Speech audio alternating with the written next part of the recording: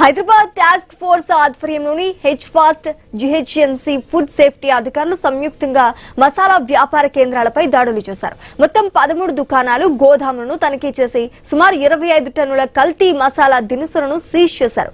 మసాలా దినుసులు చూడటానికి ఆకర్షణీయంగా ఎక్కువ బరువు ఉండేలా చేయడానికి ప్రమాదకరమైన రసాయనాలు కలుపుతున్నారని, బట్టలకు వేసే రంగులు, పారిశ్రామిక రంగులు, మెరుపు కోసం టాల్కమ్ పౌడర్ ఉపయోగిస్తున్నారని సిపి సజ్జనార్ తెలిపారు. ఇలాంటి రంగులు, రసాయనాలు వాడిన ఆహారం తినడం వల్ల లివర్, కిడ్నీలు దెబ్బతింటాయని కూడా స్పష్టం చేశారు.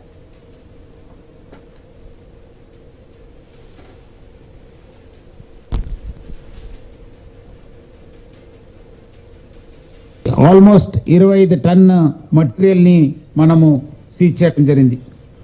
ఈ ఒక్క ఇన్స్పెక్షన్స్ లో మన చెకింగ్ లో food safety and standards act 2006 చట్ట ప్రకారము, అట్లానే మన కొంత దొరికిన ఆధారపైన కూడా మనము బిఎన్ఎస్ సెక్షన్స్ కూడా యాడ్ చేయడం జరిగింది.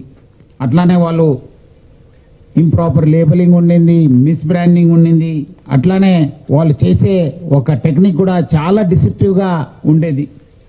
సో అట్లానే ఈ ఒక తయారు చేసే పదార్థాలు అమ్మేయడంలో వీళ్ళు మన మనుషులకి హానికరమైన ఫుడ్ కలర్స్ని, ఇన్క్లూడింగ్ ది బుష్ synthetic orange, red and green food కలర్స్ని మనం పట్టుకోవడం జరిగింది.